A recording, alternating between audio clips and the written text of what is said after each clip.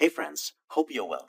In this video, I'd like to give you the update which Microsoft released in the new July 2023 version regarding the onObject feature.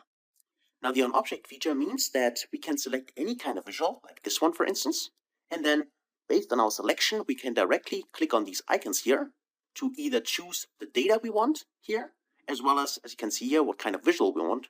Currently, it's this donut chart, but I can switch it here if I want. And we can also go up here and do our formatting.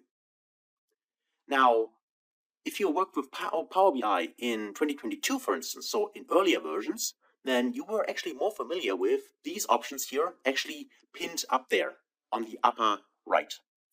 Now, if you want to switch this back, you can easily do this using the pane switcher, which means that you can click on this little icon here and you can say move to pane switcher. And if you do that, then you see that now you have the box here with all the visuals up there on the right side again. And then you can use it here.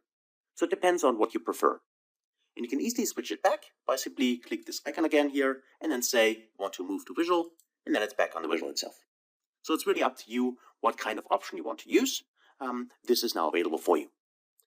Besides doing it here, you could also go under the View tab, and there's also this option Pane Switcher, and you can go there, and then you can say I want to move here to the Pane Switcher, and then you can switch it here, or you can of course go back there again, and you can untick this option, and then it's back on the visual.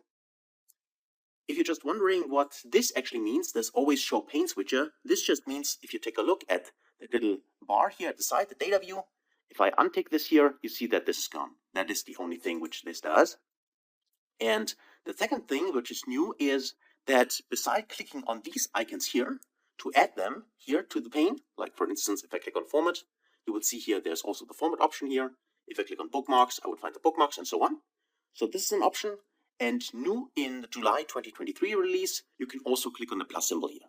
So customize pane switcher, if you click here, then you can simply check here the boxes, what you want to see and what not. So if I go to selection, you would see that this also appears in here. So it's up to you how you want to do it, but this plus symbol now is also available for you. I just wanted to mention this because in the videos when I recorded that was not available, and just to have you have the full experience here and know where you can find everything, I want to give this video here to you. So hopefully that was helpful, and now please continue following the course. Now let's do that.